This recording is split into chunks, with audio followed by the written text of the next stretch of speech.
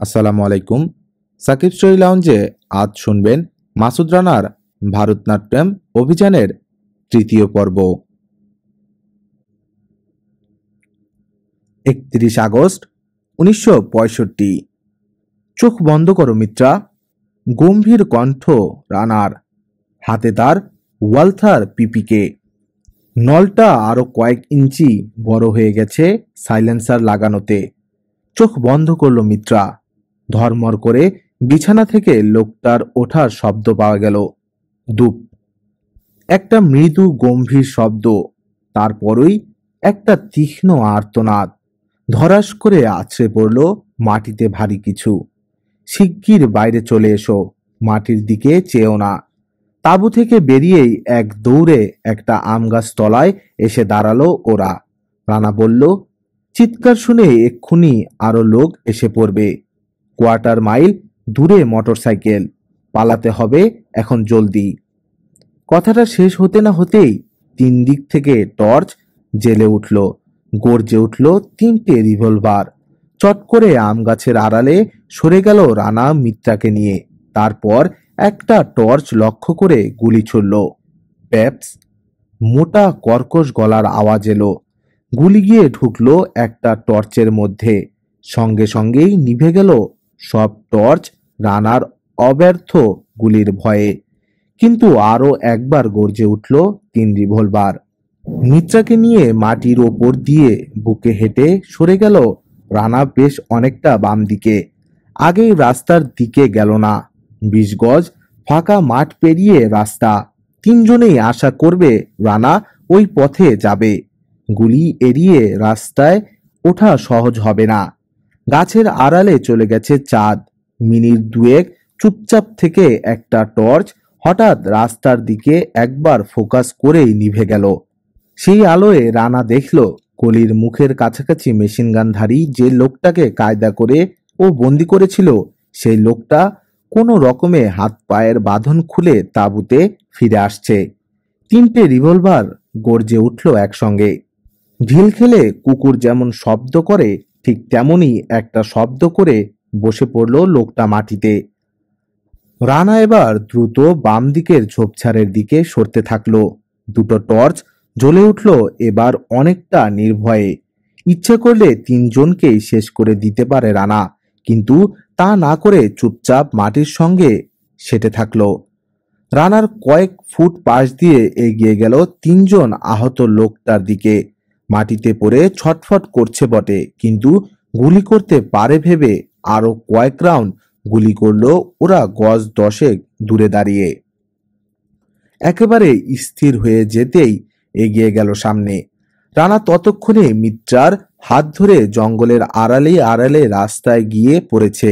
Minute 5 একটানা ছুটে একটা ঝোপের ধারে দাঁড়ালো রানা। মোটরসাইকেলটা নিয়ে এলো ওধার থেকে।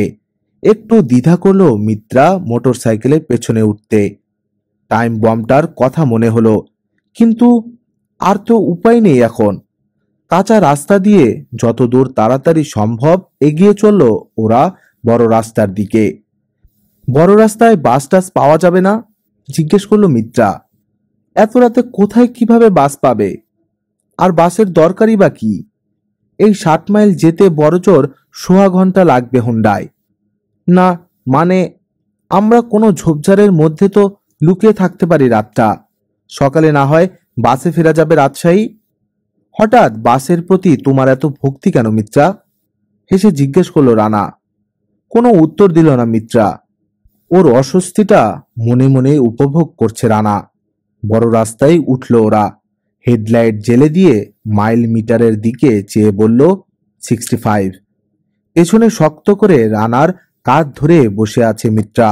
বাতাসে ওর চুল উড়ে এসে সুরসুরি দিচ্ছে রানার গলায়। মোটরসাইকেলটা আমাদের ত্যাগ করা উচিত, বেশ কিছুক্ষণ উসখুস করে বলল মিত্রা। কেন বলো তো? তুমি জানো না এতে টাইম বম ফিট করা আছে, অল্পক্ষণেই ফাটবে। Time bomb? তাই এতক্ষণ বলনি কেন? আশ্চর্য হয়ে গেল রানা। কিন্তু মোটরসাইকেলের স্পিড কমালো না একটুও। সেই কখন থেকেই তো বলছি, শুনছো তো না, আর শুনেও তো থামাচ্ছ না। উদ্বেগ প্রকাশ পেল মিত্রার কণ্ঠে। ওটা এখন আমার পকেটে, নির্বিকার চিত্তে জবাব দিল রানা। হা হয়ে গেল মিত্রা। ভাবল, সাংঘাতিক ধুরন্ধুর লোক তো বেটা, নইলে আর এত নাম। আমাদের সার্ভিসে এর মতন একটা লোকও যদি থাকতো, এত বড় বুকের পাটা আর এমন প্রশস্ত মন। তুমি ঠিক সময় মতো গিয়ে না পৌঁছলে আমার কি যে অবস্থা হতো। মেশিন গানের আওয়াজ শুনে আমি তো সব আশা ছেড়ে দিয়েছিলাম। হ্যাঁ, আমিও তাই চেয়েছিলাম। পেছন থেকে গিয়ে বেটাকে কাবু করে ফেলে ফাঁকা আওয়াজ করেছিলাম, যাতে সবাই নিশ্চিন্ত থাকে আমার মৃত্যু সম্পর্কে। উহ, তুমি মনে করে কি নিষ্ঠুরভাবে হত্যা করলো ওরা ওই লোকটাকে? মাইল মিটারের কাঁটা এক একবার 70-এর ঘরে গিয়ে থরথর কাঁপছে, আবার খারাপ রাস্তায় 40 এমনকি 30-এ আসছে নেমে। জোর বাতাসে আঁচল উড়ছে মিত্রার। সামনের রাস্তাটা আলোকিত করে এগিয়ে চলেছে ওরা। পেছনে বিশাল অন্ধকার যেন গ্রাস করতে চাইছে ওদের। তেড়ে আসছে হিংস্র নখদন্ত বের করে, কিন্তু ধরতে পারছে না ওদের। পিছলে বেরিয়ে যাচ্ছে ওরা সামনে। আকাশে মেঘের ফাঁক দিয়ে দেখা যাচ্ছে তারার চোখে নীল আলো। মুক্তির আনন্দে মিত্রা বলছে জয়দ্রথের চক্রান্তের কথা, কিন্তু বেশ কিছু রেখে ঢেকে। তাহলে এই ছিল প্ল্যান? আমাকে হত্যার বিনিময়ে ওরা পাচ্ছিল তোমাকে? হ্যাঁ। আহা, আমি যদি পেতাম এমন সুযোগ, সব শালাকে সাফ করে দিতাম। বুঝলাম, মস্ত বীরপুরুষ তুমি, কিন্তু আমাকে নিয়ে কি করতে? বউ ছেলে মেয়ে নেই? না, প্রথমটাই হলো না, শেষেরগুলো আসবে কোত্থেকে? বিয়ে করনি কেন? যাহা চাই তাহা ভুল করে চাই, যাহা পাই তাহা চাই না। তাছাড়া আমার এই বিপজ্জনক জীবনে কে আসবে? মেয়েরা বড় হিসেবেই। ভুল করে চেয়েছিলে কাউকে? চেয়েছি। কাকে? শুনে তোমার লাভ? ভাবছো গদগদ কণ্ঠে তোমার নাম বলবো না? আর কলকাতায় ফিরে পাকিস্তানি এক ছোড়াকে পাগল করে দিয়ে এসেছো ভেবে অনাবিল আনন্দ লাভ করবে, সেটি হচ্ছে না। তুমি একটা ছোট লোক। কথাটা বলেই কাঁধ ছেড়ে দিয়ে আলতো করে রানার মাথার পেছনে চুলের মধ্যে আঙ্গুল চালিয়ে দিল মিত্রা। কিছুক্ষণ বা হাত বুলিয়ে এক মুঠ চুল আলগা করে ধরে ঝাঁকিয়ে দিল রানার মাথাটা। আবার বলল, তুমি একটা ছোট লোক। একটু পরেই চমকে উঠল মিত্রা। পেছন থেকে একটা গাড়ি আসছে না? রানা, ভয়ে কেঁপে উঠল মিত্রার কণ্ঠস্বর। ওরা আসছে পিছন পিছন। রিয়ার ভিউ মিররে অনেকক্ষণ ধরেই দেখছি, বিপদেই পড়া গেল। এগিয়ে আসছে ওরা ফুল স্পিডে। আমরা 40-এর বেশি স্পিড তুলতে পারছি না, আর 10 মিনিটেই ধরে ফেলবে ওরা আমাদের। তাহলে উপায়? উৎকণ্ঠিত মিত্রার কণ্ঠে স্পষ্ট হতাশা। জবাব দিল না রানা। দ্রুত চিন্তা চলছে ওর উর্বর মস্তিষ্কের ভিতর। ধীরে ধীরে পিছনের হেডলাইটের আলো উজ্জ্বল হয়ে উঠল। আর কোনো উপায় নেই। একটা পিস্তল দিয়ে মেশিন গানের বিরুদ্ধে লড়তে যাওয়া বাতুলতা ছাড়া কিছুই নয়। এগিয়ে আসছে জিপ। এবার নিশ্চিত মৃত্যু। হঠাৎ সামনের হ্যান্ডেল থেকে মিলিটারি মডেলের বড় ওয়াটার বোতলটা নিয়ে মিত্রাকে দিল রানা। বলল, এর মুখটা খুলে ভেতরের পানি সব ফেলে দাও তো মিত্রা। এটা দিয়ে কি হবে? জিজ্ঞেস করলো মিত্রা। প্রশ্ন নয়, যা বলছি তাই করো, জলদি। গম্ভীর রানার কণ্ঠ। পানি ফেলে দিল মিত্রা কর্ক খুলে। হঠাৎ ডাইনের মোড়টা ঘুরেই লাইট অফ করে দিয়ে কষে ব্রেক চাপল রানা। দু হাতে জড়িয়ে ধরল ওকে মিত্রা। কয়েক গজ গিয়েই থেমে গেল ভারী মোটরসাইকেল। স্ট্যান্ড তুলে দিয়ে মিত্রার হাত থেকে বোতলটা নিয়ে টান দিয়ে কয়েল পাইপটা খুলে ফেলল সে। বোতলটা ধরল পাইপের মুখে। দ্রুত নেমে আসতে থাকলো পেট্রোল। পিছনের গাড়িটা একেবারে কাছে এসে পড়েছে এবার। ইঞ্জিনের শব্দ শোনা যাচ্ছে। হেডলাইটের আলোয় রাস্তার সোজাসুজি মস্ত ছাতার মতো ছাতিম গাছটা আলোকিত। দ্রুত এগিয়ে আসছে ওরা। এক্ষুনি এসে পড়বে। আর অপেক্ষা করা যায় না। বোতলটার 4/3 ভরতেই পেট্রোল শেষ হয়ে গেল ট্যাঙ্কের। মিত্রার হাত ধরে এবার দৌড়ে রাস্তার ডান দিকের একটা শুকনো নালা পেরিয়ে ঝোপের ধারে সজনে গাছের আড়ালে গিয়ে দাঁড়ালো রানা। পকেট থেকে রুমাল বের করে ভিজিয়ে নিল পেট্রোলে। রুমালের অর্ধেকটা ঢুকিয়ে দিল পেট মোটা ওয়াটার বোতলের মধ্যে, বাকি অর্ধেক বাইরে বের করে রেখে ওটার মুখে কর্ক এঁটে দিল শক্ত করে। মুখে বলল, মলোটোভ বম। মোড় ঘুরে ব্রেক করলো জিপটা রাস্তার মাঝখানে মোটরসাইকেল দেখে। রাস্তার উপর দিয়ে ছেঁচড়ে কিছু দূর গিয়ে পিছন দিকটা স্কিড করে একটু বায়ে হেলে থামলো জিপ। 3 সেকেন্ড থমকে থাকলো, তারপর এক পশলা গুলি বর্ষণ করলো মোটর সাইকেলটার ওপর। একটা শিয়াল বোধহয় এতক্ষণ গোপনে লক্ষ্য করছিল রানা ও মিত্রার সন্দেহজনক কার্যকলাপ। গুলির শব্দে হাত পাঁচেক দূরের একটা ঝোপ থেকে বেরিয়ে দৌড় দিল। পাতার ওপর মচমচ শব্দ হতেই আবার গর্জে উঠল মেশিন গান। একটা চিৎকার করেই পড়ে গেল শিয়ালটা মাটিতে। এবার একজনের গলার আওয়াজ পাওয়া গেল, উতরো সব গাড়ি সে, ঢুন্ডো নিকালো উন কুত্তো কো। খট করে শব্দ হলো রানার লাইটারের। রুমালের এক কোণে আগুনটা ছুঁয়ে দিয়েই ছুঁড়ে মারল ও বোতলটা গাড়ির ওপর। আলো দেখেই আবার ক্ষুব্ধ গর্জন করে উঠল বেরেটা মেশিন গান। নরম সজনে গাছের গায়ে ফুটো হয়ে গেল অনেকগুলো। ব্যাপারটা বোঝার আগেই রানার আগুনে বোমটা গিয়ে পড়ল জিপের ভিতর। বিস্ফোরণের মতো শব্দ হলো একটা। দাউ দাউ করে আগুন ধরে গেল গাড়িতে। সর্বাঙ্গে আগুন লেগে গেছে ভেতরের লোকগুলোর। হতবুদ্ধি হয়ে গিয়ে পাগলের মতো চিৎকার করছে 4জন ইয়ং টাইগার। সারা শরীরে আগুন জ্বলছে দাউ দাউ করে। কয়েক সেকেন্ডের মধ্যেই আরেকটা বিস্ফোরণের শব্দ হলো জিপের। পেট্রোল ট্যাঙ্ক বাস্ট করলো। নরক কুণ্ড জ্বলে উঠল যেন। আগুনের লেলিহান শিখা উঠল 25-30 হাত উঁচু পর্যন্ত। সেই উত্তাপের হুলকা এসে লাগলো রানা ও মিত্রার মুখে। মাংস পোড়া গন্ধ ছুটল চারদিকে। এ ভয়ঙ্কর দৃশ্য সহ্য করতে পারল না পেরে চোখ ঢাকল মিত্রা। বহু কষ্টে এক ছোকরা জিপ থেকে বেরোলো। মশালের মতো আগুন জ্বলছে ওর সারা দেহ ঘিরে। একটা চুলও নেই মাথায়। 2-3 পা এগিয়েই আছাড় খেলো রাস্তার উপর। বীভৎস দৃশ্য। আগুন একটু কমলে পর মোটরসাইকেলটা স্ট্যান্ড থেকে নামলো রানা। ঠেলে আরো কয়েক গজ দূরে নিয়ে গেল আগুন থেকে। ট্যাঙ্কে তো আর পেট্রোল নেই, এখন ফিরবে কি করে? মিত্রা জিজ্ঞেস করলো। উত্তর না দিয়ে ফুয়েল পাইপটা যথাস্থানে লাগিয়ে দিয়ে রিজার্ভ ট্যাঙ্কের চাবি খুলে দিল রানা। স্টার্টার বাটন টিপতেই মৃদু গর্জন করে চালু হয়ে গেল 4 স্ট্রোক ইঞ্জিন। আবার হু হু করে বাতাস কেটে অন্ধকার ভেদ করে এগিয়ে চলল ওরা রাজশাহীর দিকে। আরো 20 মাইল আছে। মনটা খারাপ হয়ে গেছে রানার। বিয়োগান্ত নাটক দেখে বেরিয়ে এসেছে যেন।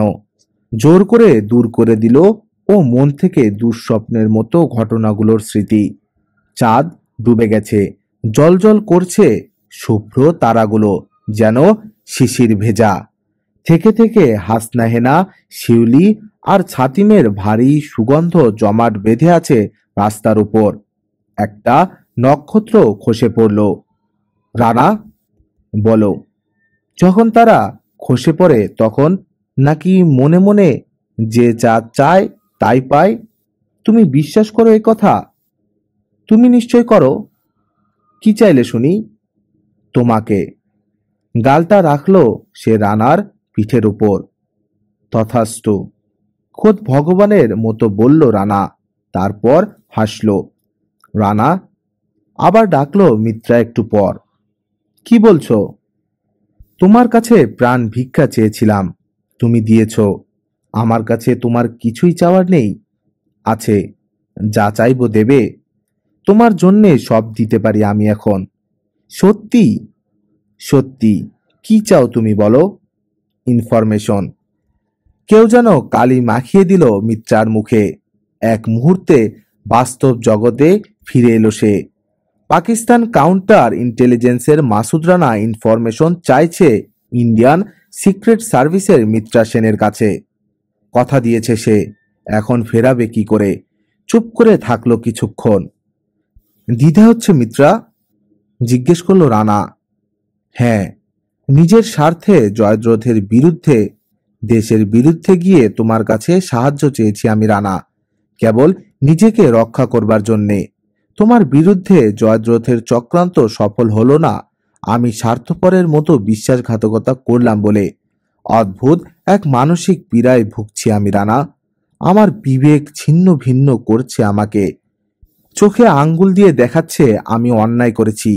তবু সান্ত্বনা ছিল, নিজেকে রক্ষা করবার অধিকার সবার আছে। কিন্তু তোমাকে যদি আমি কোনো ইনফরমেশন দেই, তবে কোনো সান্ত্বনায় আর থাকবে না আমার রানা। তোমাকে কথা দিয়েছি, যদি বলো দেশের প্রতি বিশ্বাসঘাতিনী হতে। থাক তাহলে, আমাকে ক্ষমা করো রানা। তাছাড়া আমার কাছ থেকে বিশেষ কিছু? বেশ, ক্ষমা করে দিলাম। আর কিছু চাইবে না? না। আমি যদি কিছু দেই গ্রহণ করবে? দিয়েই দেখো না। তীরের মতো বাতাস ভেদ করে এগিয়ে চলল শক্তিশালী দ্বিচক্রযান। এসে পড়েছে রাজশাহী। সারি সারি বন্ধ দোকানপাট আর দালান কোঠা ছাড়িয়ে চলল ওরা ডাকবাংলোর দিকে। মোটরসাইকেলটা ডাকবাংলো থেকে বেশ খানিকটা দূরে ছেড়ে দিয়ে নিঃশব্দ পায়ে উঠে এলো ওরা দোতলায়। সারা ডাকবাংলো ঘুমে অচেতন। ঘড়িতে বাজে 4টে। প্রথমেই পিস্তলটা পরিষ্কার করলো রানা যত্নের সঙ্গে। আরো দুটো গুলি ভরে নিল ম্যাগাজিনের মধ্যে। শরীরে ক্লাদান্ত ক্লান্তি। আবারও গোসল করলো রানা। একটা সিগারেট ধরিয়ে ঘরের সঙ্গে লাগানো ছোট্ট ব্যালকনিতে গিয়ে দাঁড়ালো। গোটা শহরটা নিঝুম ঘুমে আচ্ছন্ন। দূরে লাইট পোস্টের আলোর চারধারে কতগুলো পোকা ঘুরছে অনবরত। অনেক কথা ভাবছে সে, অনেক অনেক পুরনো কথা। খুট করে একটা শব্দ হলো ঘরের ভিতর। মাঝের দরজাটা খুলে মিত্রা এসে দাঁড়ালো রানার পাশে। মিষ্টি একটা সেন্টেড সুবাস ওর দেহে, মুখে সযত্ন প্রসাধন। কি মিত্রা, ভয় করছে? না, চাপা গলায় ছোট্ট উত্তর। তবে একা একা ভাল লাগছে না, ঘুম আসছে না কিছুতেই। রানার একটা হাত তুলে নিল মিত্রা ওর হাতে, গালের ওপর রাখলো কিছুক্ষণ। তারপর হঠাৎ চেপে ধরল সেটা বুকের উপর। চলো ঘরে গিয়ে গল্প করি দুজন। মৃদু টান দিল সে রানার হাত ধরে। এক মুহূর্তে অনেক কিছু বুঝে নিল রানা। তাকালো মিত্রার মুখের দিকে, মাথাটা নিচু করলো মিত্রা।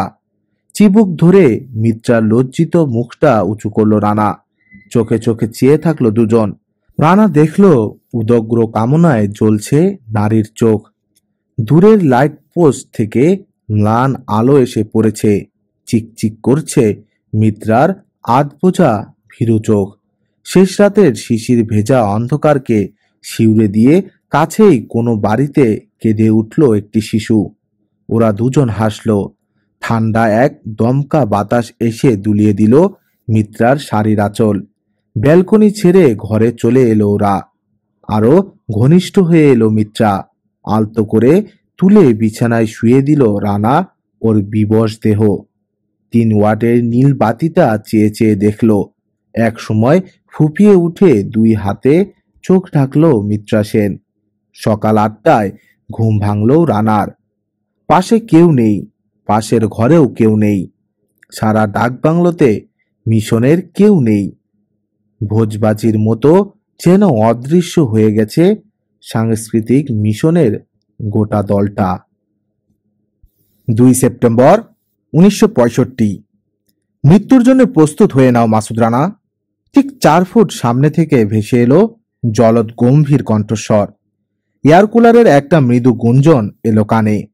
সাউন্ড প্রুফ ঘরটায় একজনকে গুলি করে হত্যা করা হলে পাশের ঘরের কেউ টের পাবে না। কিন্তু চমকে উঠল না রানা। ডান হাতটা দ্রুত চলে এলো না কোটের নিচে বগলের কাছে লুকোনো স্প্রিং লোডেড শোল্ডার হোলস্টারের কাছে। এক লাফে সরে গেল না ও, আতিথিয়কে লক্ষ্যভ্রষ্ট করবার জন্য। যেমন ছিল তেমনই স্থির হয়ে বসে রইল। কোনো রকম চাঞ্চল্যই প্রকাশ পেল না রানার ব্যবহারে, কারণ কথাটা উচ্চারিত হয়েছে পুরো কাঁচ ঢাকা দামি সেক্রেটারিয়েট টেবিলের ওপাশে পিঠ উঁচু চেয়ারটায় বসা মেজর জেনারেল অব রাহাত খানের কণ্ঠ থেকে। বড় বীভৎস মৃত্যু স্যার। যাই হোক, আমি প্রস্তুত, কিন্তু ঘন্টা তিনেক সময় দিতে হবে।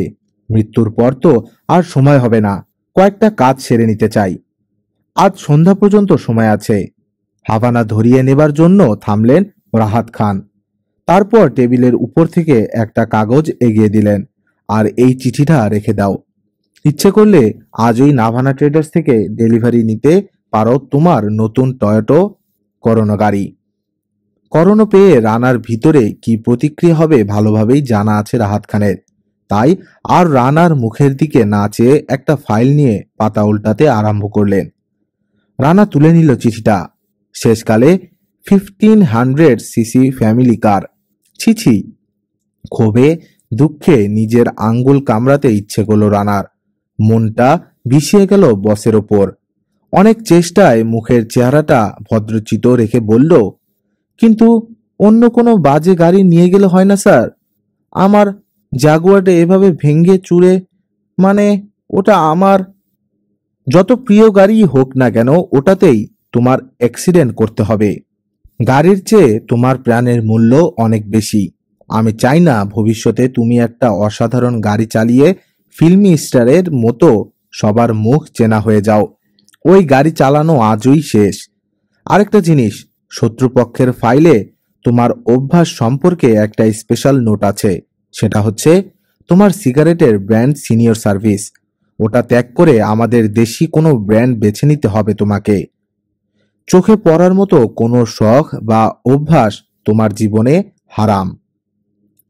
বুঝলাম স্যার, কিন্তু হঠাৎ আমার মৃত্যুর সংবাদ ছাপছেন কেন কাগজে? চেনা জানা লোক জিজ্ঞেস করলে কি বলবো? কাজের কথায় আসতে চেষ্টা করলো রানা। আগামী কয়েকদিন চেনা জানা লোকের সঙ্গে তোমার দেখা হওয়ার কোনো সম্ভাবনা নেই। আগামীকাল ভোর 4টের ফ্লাইটে তুমি যাচ্ছ রেঙ্গুন হয়ে ব্যাংকক। তারপর থাইল্যান্ডের ব্যবসায়ী হিসেবে আসছো কলকাতায়। ওখান থেকে যাচ্ছ টিটাগড়। আমি চাই আইএসএস যেন তোমার মৃত্যু সম্পর্কে নিশ্চিত থাকে, সহজে যেন তোমার ছদ্মবেশ ধরতে না পারে। ওরা খবরের কাগজ এবং গোপন ওয়্যারলেসের মাধ্যমে তোমার মর্মান্তিক মৃত্যুর সংবাদ পাবে। কল্পনাও করতে পারবে না তোমার টিটাগড়ে উপস্থিতি। তারপর যখন কাজ উদ্ধার করে ফিরে আসবে এখানে, অবশ্য যদি ফেরা সম্ভব হয়। মুচকে হাসলেন রাহাত খান। তখন ভুল সংশোধন করে ছোট্ট 2-3 লাইন আবার ছাপা যাবে পত্রিকায়। সেসব তোমার ভাবতে হবে না। টিটাগড় গিয়ে কি করতে হবে আমাকে, সেটা বলবার জন্যেই ডেকেছি আজ তোমাকে। আধ ঘন্টার মধ্যেই আসছেন জুওলজিক্যাল রিসার্চ ইনস্টিটিউটের ডাইরেক্টর ডক্টর আলী আকবর। অনেক কথা জানতে পারবে তার কাছে। তার আগে এই পৃষ্ঠা দুটোতে একবার চোখ বুলিয়ে নাও। বি লেখা কাগজটা ভালো করে পড়ো, ওইটাই আসল। সাগ্রহে ফাইলটা নিল রানা, কিন্তু পর মুহূর্তেই চুপসে গেল ফাটা বেলুনের মতো। হাফ ফুল স্ক্যাপ কাগজের ওপর ইংরেজিতে টাইপ করা। এ লোকাস্ট স্পেসিস নাম্বার 1 লোকাস্টা মাইগ্রেটোরিয়া L. widest range of distribution universal between L.20 and 60 is 5 sub species. Number A L. migratoria migratoria South East Russia. Number B L. migratoria russica Central Russia and Western Europe. Number C L. migratoria migratories Africa and Western Asia. Number D migratoria capito Madagascar. Number E L. migratoria maliensis Malaysia, East Indies, Philippines and China. Number 2, Melanophyes spratus, Walsk. M. mexicanus, sans, plains of America. Number 3, Coratoisids, Tarminfera, Walker, Australian plague locust. Number 4, Dochistorus maroccanus, Moroccan locust. Countries of the Mediterranean, West and South Russia. Number 5, S. peronensis, South America locust. Number 6, Locustana pardellina, brown locust, South Africa. Number 7, Nomadacris septem fasciata, red locust, South Africa. Number 8, Schistocera gregaria, desert locust, whole of Africa and western Indo-Pakistan. Number 9, Patanga succincta, Acridium succinctum, Bombay locust, Indo-Malaysia. Number B, Potanga succincta, Bombay locust. Number 1, breeding habit, desert or semi-desert areas. Number 2, 150 to 200 eggs at a time in the sand by a single female. Number 3, humidity and temperature have great effect at all phases. Number 4, morphological diff, pH, gregaria, 6 eye strips, 26 antennal segments, pH dot solitaria, 6-7 eye strips, 27-28 antennal segments. Number 5, stages: A, egg; B, pupa; C, larva, hopper; D, adult. Number 6, swarm movements: down, wind direction. Number 7, wing movement: 17 cycles per second. Number 8, speed: 2.5 miles to 3 miles per hour. Number 9, flight habit: daytime, never fly at night or early morning. Number 10, locusticates: R, BHC and DNC are effective, but no locusticide can repulse a swarm at flight. কাগজ দুটো শেষ করেই চোখ তুলল রানা, দেখল তার দিকে চেয়ে আছেন রাহাত খান, ঠোঁটে রহস্যময় হাসি। এই যে দেখছি পঙ্গপালের ইতিবৃত্ত, এর সঙ্গে টিটাগড়ের সম্পর্ক কি? সত্যি কোনো সম্পর্ক আছে কিনা আমরা কেউ জানি না, সবই অনুমান। নিশ্চিত হবার জন্যেই তোমাকে পাঠানো হচ্ছে সেখানে। এখন শোনো, সবটা ব্যাপার খুলে বলি। তুমি যে সবুজ গোলাকার জিনিসটা পাঠিয়েছিলে ঈশ্বরদী থেকে, সেটা একটা বিচিত্র টাইম বম। এর মধ্যে ঘড়ির মতো কোনো ব্যবস্থা নেই। ছোট একটা ছিদ্র বিশিষ্ট অ্যাসিডের ক্যাপসুল আছে। একটা প্লাস্টিকের ফিউজকে নির্দিষ্ট গতিতে জ্বালাতে জ্বালাতে এগোচ্ছে সে অ্যাসিড। যখনই পুরো প্লাস্টিকের ফিউজটা ক্ষয় হয়ে যাবে, অমনি ফাটবে বম। এবার কিছুটা উৎসাহ বোধ করল রানা। সোজা হয়ে বসল সে। ছাই ঝেড়ে নিয়ে আবার আরম্ভ করলেন রাহাত খান। কিন্তু মজার ব্যাপার কি জানো? ওর ভেতর লোহা লক্করের বদলে আছে পাতলা কয়েকটা কাচের গোলক, তেল জাতীয় একটা জিনিস ভরা সবগুলোর মধ্যে। বোমাটা ফাটলে পরে এগুলো ছিটকে অনেক দূর গিয়ে পড়বে। কি জিনিস ভরা সেই কাচের বলে? মলাসেস স্কেন্ট, চিটাগুড়ের গন্ধ, আর কিছু না। বল ভাঙলেই 10 মিনিটের মধ্যে উড়ে যাচ্ছে বাতাসে ভেসে। ডক্টর আলী আকবর ল্যাবরেটরিতে নিয়ে পরীক্ষা করে দেখেছেন একটা বল। ওর রিপোর্টে দেখছি প্রথম চিটাগুড় থেকে তেল জাতীয় এই গন্ধ এক্সট্র্যাক্ট করে নিয়ে তার মধ্যে হাই প্রেসার দিয়ে হাইড্রোজেন মলিকিউল তুলে নিয়ে বয়লিং পয়েন্ট 15 ডিগ্রি সেন্টিগ্রেড করে দেয়া হয়েছে। একে ডিহাইড্রেশন বলে।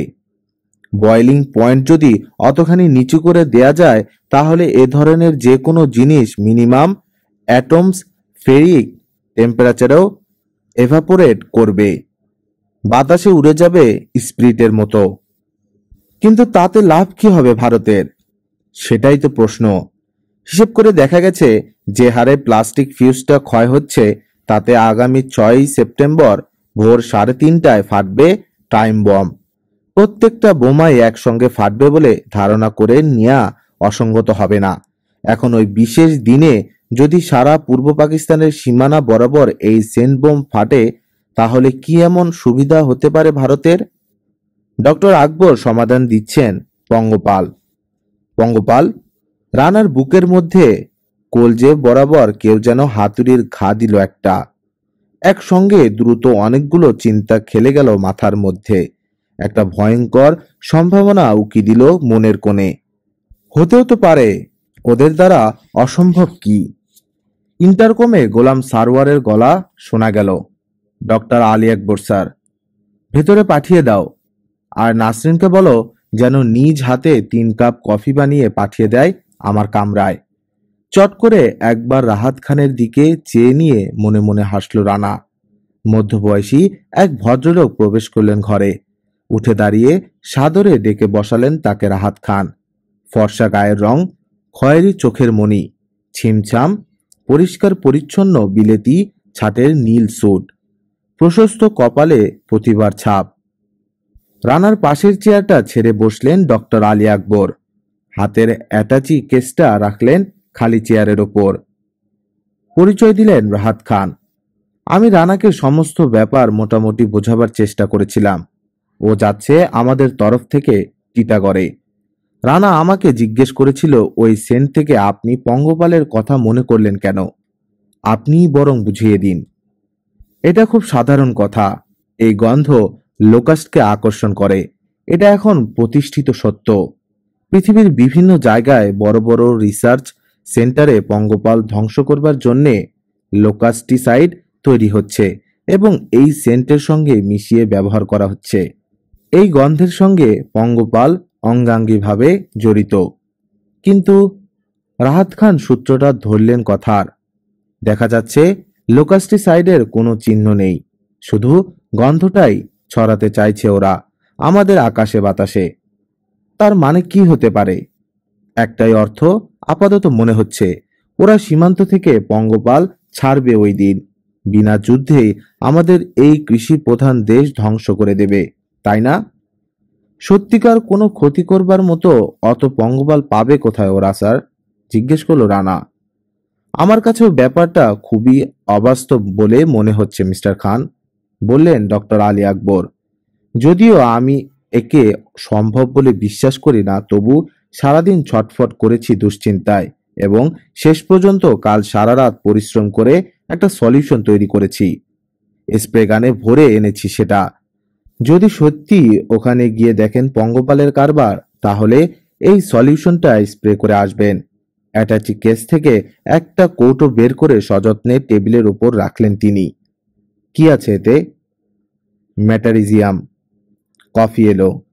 চুপচাপ কফি খেলেন। তারপর হঠাৎ ঘড়ির দিকে চেয়ে উঠে দাঁড়ালেন ডক্টর আকবর। এটা দিতেই এসেছিলাম, পরে আরো আলাপ হবে। এক্ষুনি আমার একটা ক্লাস আছে, আজ আসি। আপনি কি ইউনিভার্সিটিতে এখনো আছেন? জিজ্ঞেস করলেন রাহাত খান। তা ঠিক নেই, পুরনো অভ্যাস, বুঝলেন না। সুপার নিউমারি করে রেখেছে, এক আধটা ক্লাস নেই। আচ্ছা আসি। ব্যস্ত সমস্ত প্রফেসর বেরিয়ে গেলেন। ওর দিকে চেয়ে মৃদু হাসলেন রাহাত খান। বললেন, অদ্ভুত মানুষ, জীবনে ছুটি কাকে বলে জানেন না। এই রকম আরো কিছু লোক থাকা দরকার ছিল আমাদের শিক্ষা প্রতিষ্ঠানগুলোতে। আব্দুল কাপ নিতে এলো। এক চুমুকে অবশিষ্ট কফি শেষ করে আবার কাজের কথায় ফিরে গেলেন রাহাত খান। তাহলে দাঁড়ালো এই, আমাদের দেশে ভারতীয় গুপ্তচরদের তৎপরতা লক্ষ্য করা যাচ্ছে, কিন্তু আসল উদ্দেশ্য সঠিক জানা যাচ্ছে না। অনুমানের ওপর নির্ভর করতে হচ্ছে সবটুকু। কাজেই তোমাকে যেতে হচ্ছে টিটাগড়। 2 বর্গমাইল জায়গা জোড়া ওদের সেই নিষিদ্ধ এলাকায় ঢুকতে হবে তোমার। প্রথম কাজ ওদের হাতে ধরা না পড়া, কারণ তাহলে নিশ্চিত মৃত্যু। দ্বিতীয় কাজ, সত্যি সত্যি ওরা কি করছে ওখানে, কি ওদের ভবিষ্যৎ প্ল্যান ইত্যাদি জেনে আসা। কিছুতেই একা কিছু করবার চেষ্টা করো না। একটা গোটা রাষ্ট্রের বিরুদ্ধে একা তোমার কিছুই করবার নেই। ক্ষতিকর কিছু দেখলে আমরাও অন্য ব্যবস্থা গ্রহণ করব। আর যদি ধরা পড়ে যাই, তবে বীরের মতো যুদ্ধ করতে করতে প্রাণ ত্যাগ করো। কোনো রকম সাহায্যের ব্যবস্থা থাকবে না? না, আপাতত সম্ভব হচ্ছে না। কিন্তু ওদের আড্ডার ভেতর আমি ঢুকবো কেমন করে? সেটা এখানে বসে আমি কি করে বলি বলো? অবস্থা বুঝে ব্যবস্থা গ্রহণ করবে তুমি নিজ বুদ্ধি বিবেচনা মতো। ওই যে ওদের একটা মেয়ে স্পাই, কি যেন নাম?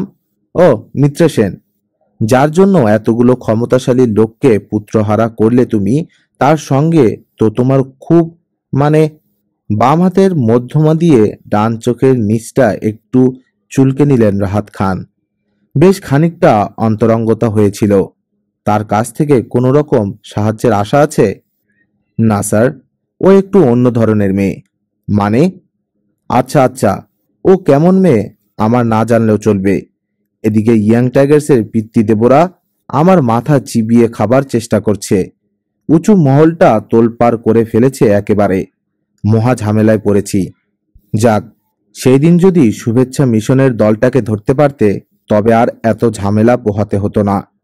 ভোরে উঠে দেখছি ডাকবাংলো সাফ, নদীপথে পার হয়ে গেছে। তোমার আরো সতর্ক থাকা উচিত ছিল। অসমর্থন সূচক মাথা নাড়লেন রাহাত খান। এরপর অপারেশন গুডউইল সম্পর্কে আলোচনা হলো।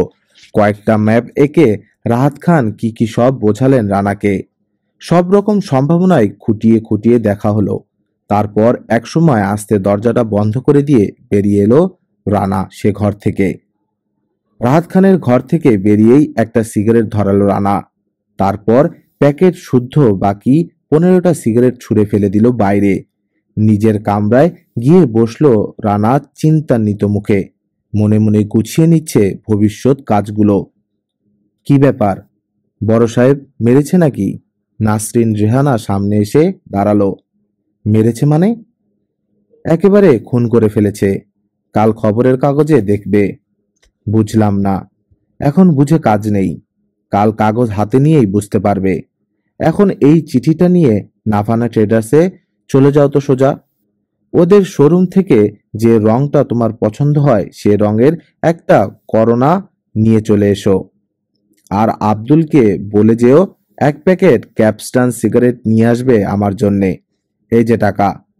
ক্যাপস্টান? 2 চোখ কপালে তুলল রেহানা। হ্যাঁ হ্যাঁ, ক্যাপস্টান। কানে কম শোনো নাকি? যাও ভাগো। আমার মেজাজ এখন 3-4 রকম হয়ে আছে। ঘাটিও না আমাকে। ওরে বাপস! কেটে পড়ল রেহানা। গভীর চিন্তায় ডুবে গেল মাসুদ রানা। গ্রিন রোডের একটা ছোট্ট মোটর ওয়ার্কশপের সামনে ঘ্যাচ করে ব্রেক কষে থামলো লরেল গ্রিন মেটালিক কালারের একখানা আনকোরা টয়োটা করোনা। সামনে পিছনে অন টেস্ট লাগানো। আরে, আসুন আসুন, আপনার কথাই ভেবেছিলাম। বাঁচবেন অনেক দিন। রানাকে দেখেই হৈ হৈ করে এগিয়ে এলো দেওয়ান মোটর ওয়ার্কসের এনামুল হক। পাতলা সাতলা ছিমছাম চেহারা। কপালটা ক্রমেই বড় হয়ে যাচ্ছে। মাঝখানে কিছু চুল রেখে মাথার 2 পাশ দিয়ে এগোচ্ছে টাক।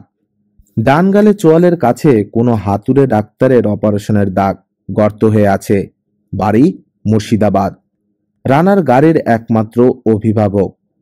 এ যে দেখছি নতুন গাড়ি। কোনো বন্ধুর বুঝি? করোনাটার দিকে একবার চেয়েই অসুক্ষ হারিয়ে ফেলল এনামুল হকের পাকা চোখ। অন্য কথায় চলে গেল সে। আপনার জ্যাগুয়ারের পিস্টন রিং চেঞ্জ করে দিয়েছি, আর ধোয়া নেই। ট্যাপেট আর ডিস্ট্রিবিউটর এবার ঠিকমতো অ্যাডজাস্ট হয়েছে, খেয়াল করেছেন? জ্যাগুয়ারের কথায় মনটা খারাপ হয়ে গেল রানার। ঘন্টা দেড়েক পর নিজ হাতে ধ্বংস করতে হবে ওকে একান্ত প্রিয় গাড়িটা। খবরটা জানতে পারলে রানার মতোই অন্তরে আঘাত পেত এনামুল হক। গাড়িটা বন্ধুর নয়, আমার। এখন থেকে ওটাই চালাতে হবে আমাকে। জ্যাগুয়ার বাদ। জ্যাগুয়ার বাদ? জ্যাগুয়ার ছেড়ে এই গাড়ি চালাবেন আপনি? তাজ্জব হয়ে গেল হক সাহেব। হ্যাঁ, ওপরওয়ালার হুকুম, তাই আপনার কাছে ওটা নিয়ে এলাম। একটু মানুষ করে দিতে হবে। তা করা যাবে, কিন্তু জ্যাগুয়ারটা? ছি ছি ছি। আচ্ছা যাই হোক, কি আর করা। গলাটা হঠাৎ উঁচু করে হাঁক ছাড়ল হক সাহেব। ওই পিচ্চি দিলু মিয়াকে বল মাসুদ সাহেব এসেছেন, ফার্স্ট ক্লাস করে ডালপুরি আর চা। তাড়াতাড়ি করতে বলিস বাবা। একটা চেয়ার হক সাহেবের খুব কাছে টেনে নিয়ে বসল রানা। তারপর ঘাড়ের ওপর দিয়ে বুড়ো আঙ্গুলে করোনাটার দিকে ইঙ্গিত করে বলল, এগুলো বোধহয় ঘন্টায় ৮০-৮৫ করে না? হ্যাঁ, তা ওই রকমই।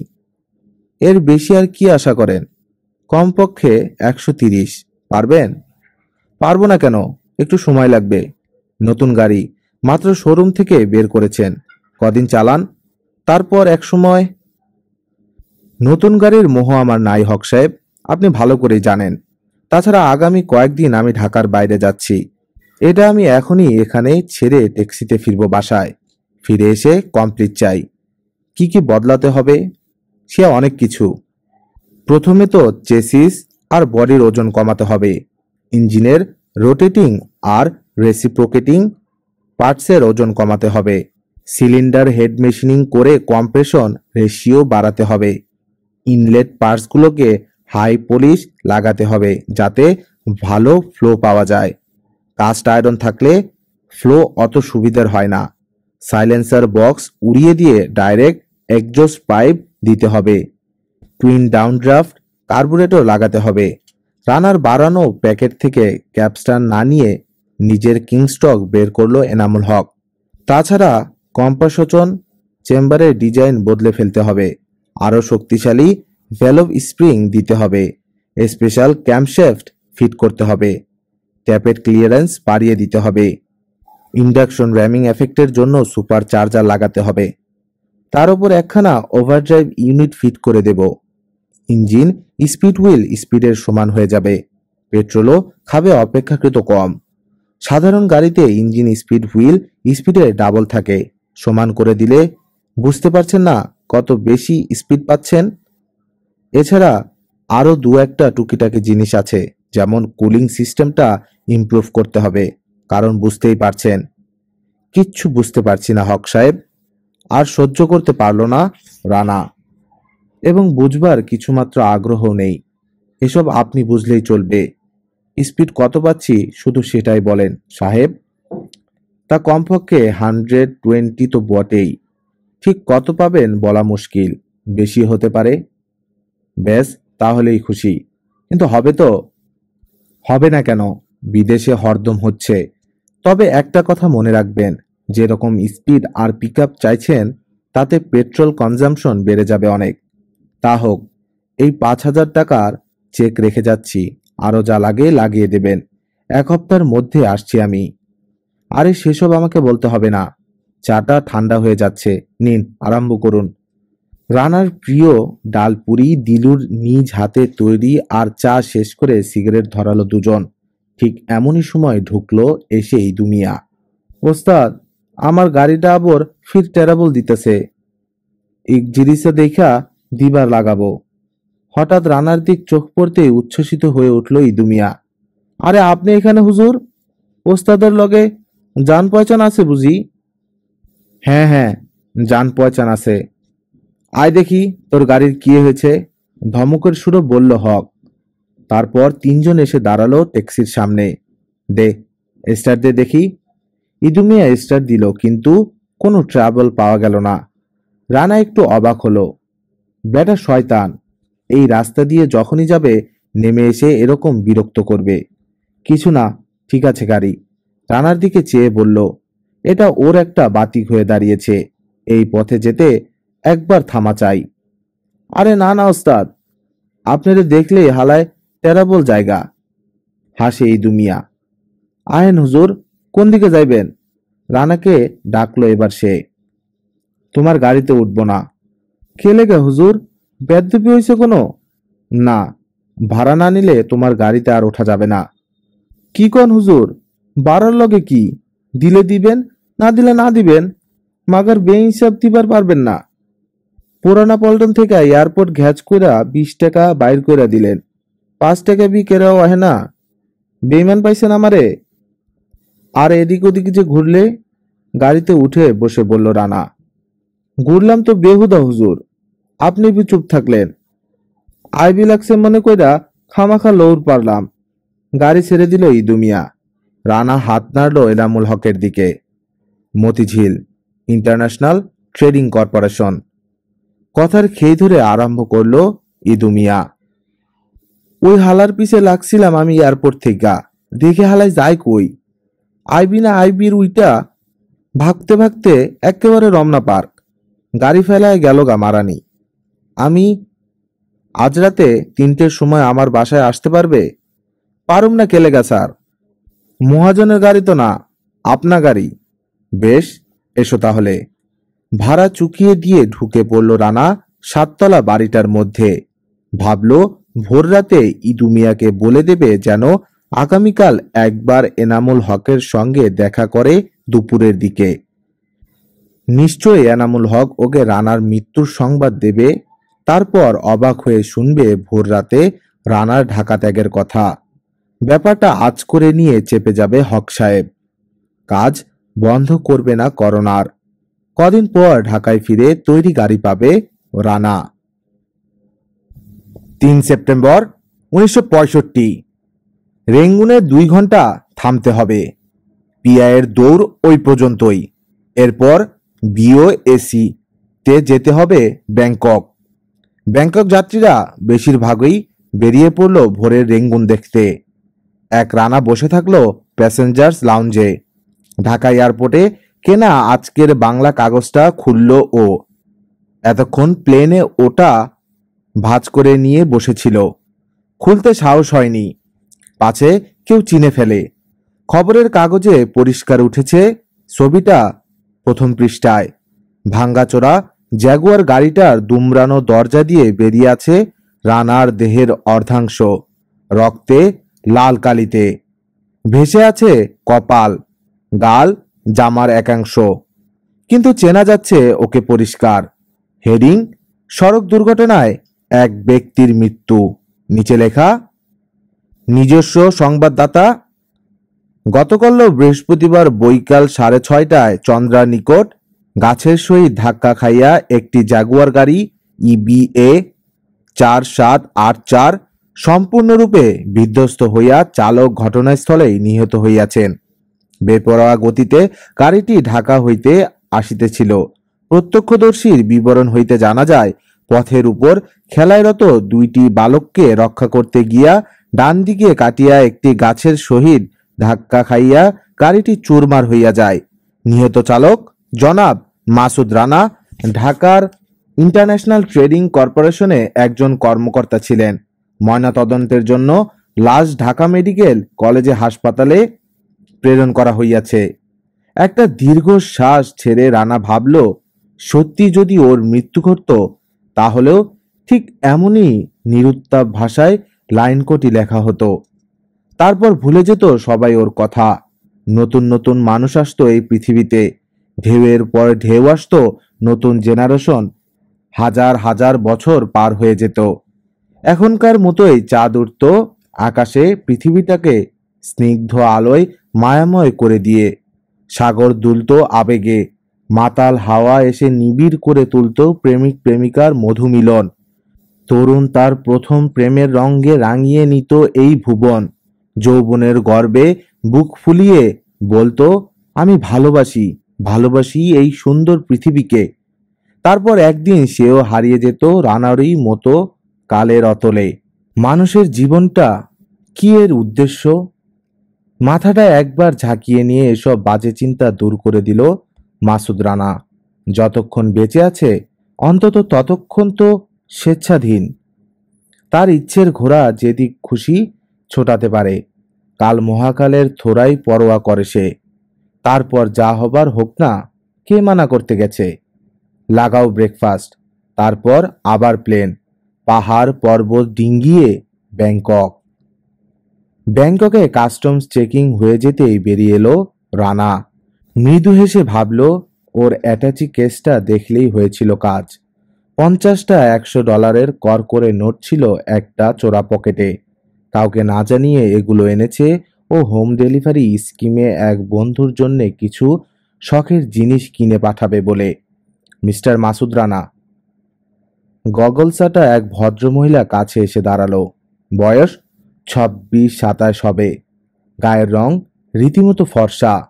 চমৎকার স্বাস্থ্য, বোধহয় অ্যাংলো থাই হবে। নাক মুখের চেহারা অপূর্ব বলা যাবে না, মঙ্গোলিয়ান টাইপ, কিন্তু চমৎকার একপাটি ঝকঝকে দাঁত বের করে হাসল মেয়েটি। Yes, this is Cathy Raven. Glad to meet you. Glad to meet you, উত্তর দিল রানা। আপনার জন্য গাড়ি তৈরি, আসুন আমার সঙ্গে। ব্রিস্টল হোটেলে আপনার জন্য রুম রিজার্ভ করা আছে।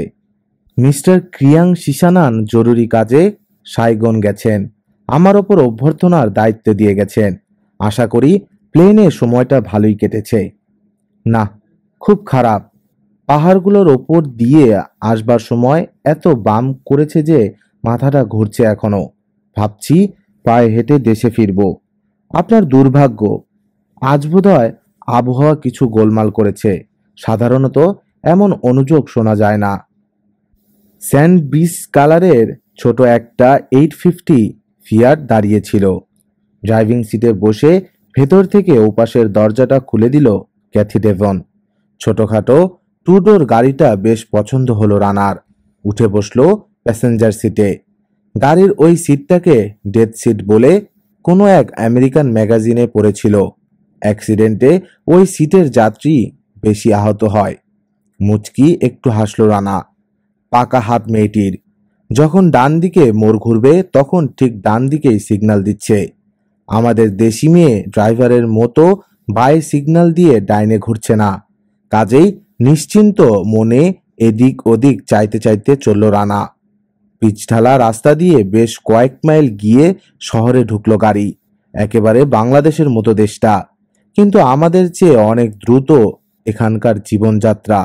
শহরের মধ্য দিয়ে গেছে অসংখ্য খাল, তাই অসংখ্য কালভার্ট। প্রচুর আমেরিকান মুখ দেখা গেল। সহজ সাবলীল ভঙ্গিতে এটা ওটা চেনাতে চেনাতে এগিয়ে চলল ক্যাথি ডেভন। 4 তলা ব্রিস্টল হোটেল, 3 তলায় রান্নাঘর। বিকেলে আমাদের মেকআপ ম্যান এসে আপনার চেহারা পাল্টে দিয়ে ফটো তুলে নিয়ে যাবে। মিস্টার ক্রিয়াং শিশানান সব ব্যবস্থা করে গেছেন। কাল আপনার নতুন পাসপোর্ট পেয়ে যাবেন 10টার ভেতর। আপনি আপনার ঘরে বিশ্রাম নিন। টেলিফোন আছে, যা লাগবে রুম সার্ভিসে বলে দেবেন, সোজা আপনার ঘরে চলে আসবে। দুপুরের লাঞ্চটা কোথায় সারা যায় বলুন তো? আসুন না, একসঙ্গেই লাঞ্চ করা যাক, রানা বলল। ঠিক আছে, আমি কটা কাজ সেরেই চলে আসছি ঘন্টাখানেকের মধ্যে। ক্যাথি ডেভন বেরিয়ে যেতেই রানা স্নান সেরে নিল। ইজি চেয়ারে শুয়ে সিগারেট ধরালো একটা। 1 কাপ কফির অর্ডার দিয়ে আবার বাংলা কাগজটা খুলল। চুরি, নৃশংসভাবে স্ত্রী পুত্র হত্যা। মোহামেডান স্পোর্টিংয়ের 3-0 গোলে জয়লাভ। ভিয়েতকং সৈন্যদের গুলিতে 3টি মার্কিন বিমান ভূপাতিত। প্রেসিডেন্টের পিণ্ডি প্রত্যাবর্তন ইত্যাদি শেষ করে বিজ্ঞাপনগুলোর উপর কিছুক্ষণ চোখ বুলিয়ে আর একবার নিজের মৃত্যু সংবাদটা পড়ল। হাসি পেল ওর। এনামুল হক নিশ্চয়ই এতক্ষণে ইদু মিয়ার কাছ থেকে খবর পেয়ে টয়োটা করোনার কাজ শুরু করে দিয়েছে। রাহাত খান মোটা হাভানা চুরুট ধরিয়ে কাজে মগ্ন। রেহানা রানার অবর্তমানে রানার সহকর্মী জাহেদ ইকবালের ডিকটেশন লিখছে শর্ট হ্যান্ডে। জেল পলাতক কবির চৌধুরীর মনটা খারাপ হয়ে যাবে নিজ হাতে রানাকে শেষ করতে পারল না বলে। চিটাগাংয়ের আব্দুল হাই, কুষ্টিয়ার সোহেল এরা চমকে উঠবে, ভাববে আহা, বেটা নেহাত খারাপ লোক ছিল না। জয়দ্রথ মৈত্র ঠোঁটের কোণের ঘা চেটে নিয়ে হাসবে তার বীভৎস হাসি। আর মিত্রা দুঃখ পাবে, খুশি হবে? মিত্রার মনের অবস্থাটা ঠিক কল্পনা করতে পারল না রানা। ওর জটিল মনের মধ্যে রানার জন্য কতখানি দুর্বলতা আছে তা জানা সম্ভব হয়নি রানার পক্ষে। দেশপ্রেম ওর কাছে অনেক বড়। হিন্দু সমাজ সংস্কারের প্রতি আছে গভীর অনুরক্তি, অথচ ভালোবেসেছে এক বিদেশি মুসলমানকে। রানার মৃত্যু সংবাদে হয়তো মিত্রা হাফ ছেড়ে বেঁচে যাবে। সেই রাত্রির ঘটনাটিকে সাময়িক দুর্বলতা বলে উড়িয়ে দেবার চেষ্টা করবে। নিজের দেশ, নিজ আত্মীয় স্বজন, সমাজ এতদিনকার মজ্জাগত সংস্কার সব ত্যাগ করে নতুন জীবনে ঝাঁপ দেওয়ার দ্বন্দ্ব থেকে সে তো অন্তত মুক্তি পেল। কফির কাপে শেষ চুমুক দিয়ে রানা ভাবল, মানুষের কাজ না থাকলে বোধহয় এসব বেহুদা চিন্তা মাথার মধ্যে কিলবিল করে। ওসব কি ভাবছে? জানালার ধারে দাঁড়িয়ে রাস্তার দিকে চেয়ে রইল ও আনমনে। ব্যাক গিয়ারটা কোন দিকে? ড্রাইভিং সিটের নিচের লিভারটা ডান দিকে চাপ দিয়ে সিটটা কয়েক ইঞ্চি পিছিয়ে নিয়ে জিজ্ঞেস করলো রানা। অন্যান্য গিয়ার জানেন তো? ব্যাক হচ্ছে চেপে নিচু করে ফোর্থ গিয়ার। সা করে বেরিয়ে গেল রানা হোটেল থেকে ক্যাথি ডেভনকে নিয়ে। লাঞ্চের আগে আমি একটু বাসা হয়ে যেতে চাই। বাড়ির কাউকে বলা হয়নি, ওরা অপেক্ষা করবে। 2 মিনিট লাগবে আমার। লজ্জা পেল ক্যাথি একটু। তাতে কি, চলুন না। আপনি শুধু ডাইনে বায়ে বলে দেবেন। বাড়িতে টেলিফোন নাই বুঝি? না, এখন আর নেই। এখন আমরা খুব গরিব হয়ে গেছি। গাড়িটা আপনার না? আমার হবে কেন? অফিসের। আমার হলে তো এক্ষুনি বেচে দিতাম। কেন? চট করে অন্য কথায় চলে গেল ক্যাথি। রানা বুঝলো এসব ব্যক্তিগত প্রশ্ন করা ঠিক হয়নি। 5 মিনিট পর একটা সরু গলির ভিতর ঢুকলো গাড়িটা। একটা পুরনো ইট বের করা, প্লাস্টার খসে পড়া বাড়ির সামনে থামলো গাড়ি। রাস্তার পাশে কলে জল নেবার জন্য লাইন লেগে আছে। বালতি হাতে একটা ছোট্ট অর্ধ উলঙ্গ মেয়েকে ইংরেজিতে জিজ্ঞেস করলো ক্যাথি, বাবা কি করছে রে? মেজাজ কি রকম? এই রকম। চোখ মুখ পাকিয়ে একটা ভঙ্গি করে খিলখিল করে হেসে উঠল মেয়েটি। তারপর অবাক হয়ে রানাকে লক্ষ্য করতে আরম্ভ করলো। আমার বোন, বলল ক্যাথি রানাকে। আপনি গাড়িতেই বসুন, এই ইলেকট্রোফোনটা ছেড়ে দিয়ে। আমি এক্ষুনি আসছি। আপনার বাবার সঙ্গে আলাপ করিয়ে দেবেন না? একটু ইতস্তত করল ক্যাথি। তারপর ডাকলো রানাকে। নোংরা ঘর, মেঝেটা খাওয়া খাওয়া, খুবই সস্তা দরের কয়েকটা কাঠের চেয়ার, তাও আবার কোনোটার হাতল ভাঙা, কোনোটার পা মচকানো। একটা ময়লা পর্দা ঝুলছে দরজায়। হঠাৎ সেই দরজা দিয়ে একটা ইনভ্যালিড চেয়ারে বসে এক হাতে চাকা ঘোরাতে ঘোরাতে একজন বৃদ্ধ এসে ঢুকলো ঘরে। ক্যাথি পরিচয় করিয়ে দিল বাবার সঙ্গে। এক ফোঁটা হাসি নেই বৃদ্ধের মুখে। গম্ভীর মুখে তীক্ষ্ণ দুটো সন্দেহপূর্ণ চোখ মেলে আপাদমস্তক লক্ষ্য করল বৃদ্ধ রানাকে। রানার পরিচয় যে সে এক বিন্দু বিশ্বাস করল না তা স্পষ্ট বোঝা গেল। অস্বস্তি লাগছে রানার। ক্যাথি বলল, আমরা দুপুরে বাইরে খাচ্ছি আজ, তাই বলতে এলাম। হঠাৎ বৃদ্ধ পরিষ্কার ইংরেজিতে জিজ্ঞেস করলো ক্যাথিকে, এতক্ষণ এই লোকটার সঙ্গে ছিলে তুমি? একে চেনো তুমি, যে বিয়ে করতে যাচ্ছ? চমকে উঠল রানা। ফ্যাকাশে হয়ে গেল ক্যাথি ডেভনের মুখ। শুধু বলল, বাবা, ন্যাকামি করো না। ভেবেছ আমি কিচ্ছু টের পাই না? শয়তান মেয়ে বিয়ের জন্য পাগল হয়ে উঠেছে। বাপ মা ভাই বোন কিচ্ছু না। দূর হ তুই আমার বাড়ি থেকে। তোর টাকা না খেলেও চলবে আমার। এবার রানার দিকে অগ্নি দৃষ্টি ফেলল বৃদ্ধ। আর তুমি হারামজাদা, দাঁড়িয়ে দাঁড়িয়ে কি দেখছো? জামাই হইতে এসেছ? মনে করেছ কোলে বসিয়ে 2 গালে চুমু দেব সকাল বিকেল? জানো তোমাকে পুলিশে দেব আমি। বদমাইশ, সর্বনাশ করতে এসেছো আমাদের। 2 হাতে চোখ ঢেকে কেঁদে ফেলল ক্যাথি। এমন সময় একজন প্রৌঢ়া থাই ভদ্রমহিলা ঘরে ঢুকল। রানা এবং ক্যাথির দিকে এক নজর চেয়েই ব্যাপারটা আঁচ করে নিয়ে বলল, আই, আবার তুমি বাইরে ঘরে এসেছো? ইনভ্যালিড চেয়ারটা ঠেলে পাশের ঘরে নিতে নিতে রানার দিকে চেয়ে বলল, আপনি দয়া করে কিছু মনে করবেন না মিস্টার।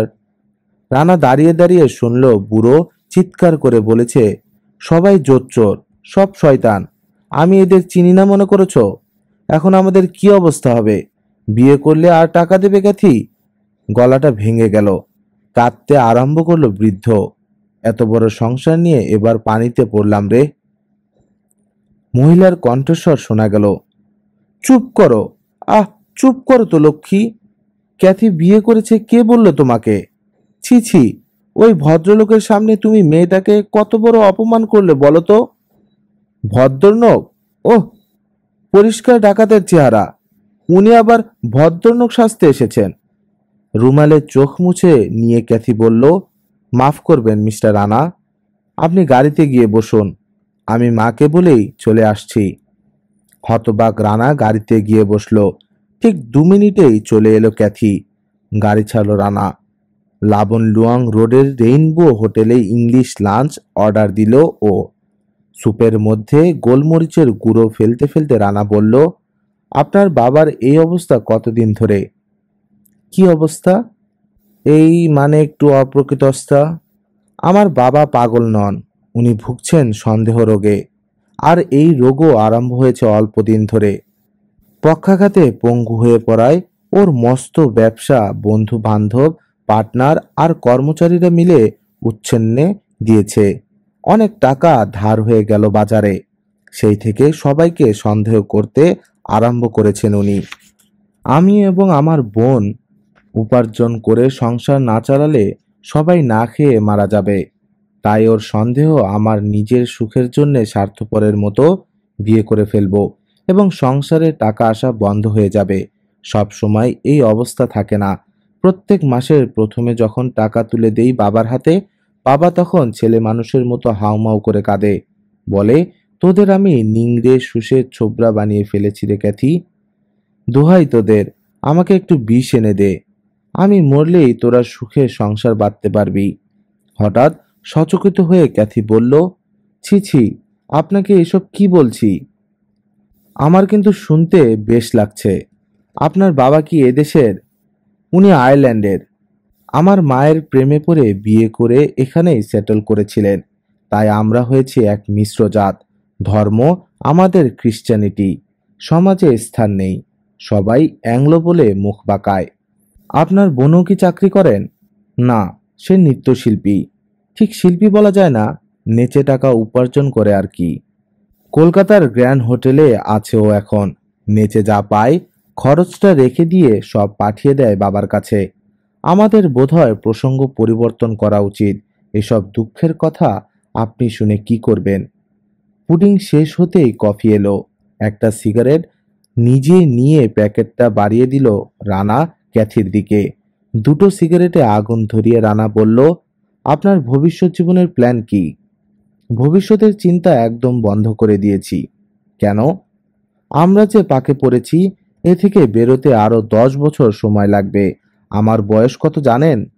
দেখলে অনেক কম মনে হয়, আসলে 32। 10 বছর পর হবে 42। তারপরেও কি আর কোনো ভবিষ্যৎ থাকতে পারে মেয়ে মানুষের? প্ল্যান করে লাভ আছে কোনো? আমার জন্য অনন্তকাল তো আর অপেক্ষা করতে পারবে না উইলিয়াম। 10 বছর কেন? আমরা দু বোন সমস্ত সংসার খরচের পর গড়পড়তা $100 করে জমাচ্ছি প্রতি মাসে। 2.5 বছরে $3000 জমিয়েছি আমরা। যখন আরো 12,000 জমাতে পারবো তখন আমাদের সব ঋণ শোধ হয়ে যাবে। এই রাস্তার উপরে আমাদের একটা 6 তলা বাড়ি আছে, সেটা মর্টগেজ মুক্ত হয়ে যাবে। সে বাড়ির ভাড়াই মাসে $1,000। আবার বড়লোক হয়ে যাব আমরা। কিন্তু তখন আমাদের আর বয়স থাকবে না সেটা উপভোগ করবার। ম্লান হাসি ফুটে উঠল ক্যাথির পাতলা ঠোঁটে। আচ্ছা, এত বড় দায়িত্বের বোঝা ইচ্ছে করলেই তো কাঁধ থেকে ঝেড়ে ফেলে দিয়ে নিজে সুখী হতে পারেন আপনি। কেন আপনি নিজের জীবনটা? ও কথা বলবেন না। 2 হাতে কান ঢাকলো ক্যাথি। ও কথা শোনাও পাপ। অনেকে বলেছে, এমনকি উইলিয়ামও।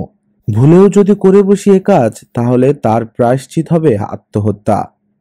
কোনো আত্মীয় স্বজন বা বন্ধু বান্ধবের কাছে থেকে ধার পাওয়া সম্ভব নয়? না, সে চেষ্টা করেছি। তবে তো দেখছি আপনার সুখের সব দরজা বন্ধ। হোটেলের দরজা তো আর বন্ধ নয়। বেলা অনেক হয়েছে, চলুন আপাতত ওই দরজা দিয়ে বেরোনো যাক। হঠাৎ খিলখিল করে হেসে উঠল ক্যাথি। রানার মনে পড়ল ঠিক এমন করেই হাসে ক্যাথির 10 বছরের ঊর্ধ্ব অলঙ্গ দুষ্ট বোনটা। এবং ধন্যবাদ, আপনাকে সব কথা বলে নিজেকে অনেকটা হালকা লাগছে এখন। বিকেলে মেকআপ ম্যান এসে আধ ঘন্টা পরিশ্রম করলো রানার মুখের ওপর। তার আয়নার সামনে দাঁড়িয়ে অন্য একটা লোককে দেখতে পেল রানা। মোটামুটি মঙ্গোলিয়ান চেহারা দাঁড়িয়েছে। উঠিয়ে না ফেললে এই দাগ হপ্তাখানেক থাকবে, তারপর প্রয়োজন হলে আবার এক পোঁচ বুলিয়ে নেবেন। কেমিক্যালসের শিশি দুটো রেখে যাচ্ছি। উঠে দাঁড়ালো লোকটা। তারপর রানা একটা ছবি তুলে নিল। এটা পাসপোর্টে যাবে। আপনার নাম? চরসা থিরা, থাই আয়রন অ্যান্ড স্টিল ইন্ডাস্ট্রিজের ম্যানেজিং ডিরেক্টর। লোকটা বেরিয়ে যেতেই এসে ঢুকলো ক্যাথি ডেভন। বাহ, চমৎকার হয়েছে। এখন তৈরি হয়ে নিয়ে চলুন দেখি। আপনার জন্য সুটকেস, জামা কাপড় সবকিছু নতুন করে কিনতে হবে। আপনার এই থ্যাবড়া সুটকেস ফেরত যাবে পাকিস্তানে। কাপড় চোপড়, জুতা, মোজা, টাই, টাইপিন ইত্যাদি যাবতীয় জিনিসপত্র কিনে সন্ধ্যার সময় ফিরল ওরা হোটেলে। ক্যাথি চলে যাচ্ছিল কাল দেখা হবে বলে, কিন্তু রানা ওকে যেতে দিল না। আজ সন্ধেটা আমার সঙ্গে কাটাতে হবে মিস ডেভন। কাল 10টার পর কোথায় আমি আর কোথায় আপনি। জীবনে আর দেখা হবে না। আমার অনুরোধটার অমর্যাদা করবেন না দয়া করে। অবাক দৃষ্টিতে রানার দিকে চাইল একবার ক্যাথি। না, কোনো খারাপ মতলব আছে বলে তো মনে হচ্ছে না। কি ভেবে রাজি হয়ে গেল? মুখে বলল, কিন্তু 8টার বেশি থাকতে পারবো না। বাড়ির অবস্থা তো দেখেই এসেছেন। গাড়িতে উঠে রানা বলল, এখানকার সবচেয়ে নামকরা ক্যাসিনো কোনটা? সবচেয়ে উঁচু স্টেকে খেলা হয় যেখানে। ক্যাসিনো কথাটা বোধহয় বুঝল না ক্যাথি, কিন্তু উঁচু স্টেকে খেলার কথা শুনে বুঝল জুয়া খেলার কথা হচ্ছে। বলল, ডায়মন্ড হাউস। কোথায় সেটা? সুয়রং রোডে। আমি ঢুকিনি কখনো ভেতরে। কেন? চলুন ডায়মন্ড হাউসেই সন্ধ্যাটা কাটাই। ভারতনাট্যমের পর্ব 3 শুনলেন আপনারা। গল্পটি কেমন লাগলো কমেন্টে জানাবেন। লাইক, শেয়ার আর সাবস্ক্রাইব করে আমাদের পাশেই থাকুন পরের পর্বর জন্য। ধন্যবাদ সবাইকে। সুস্থ থাকুন, সচেতন থাকুন আর গল্পের সাথেই থাকুন।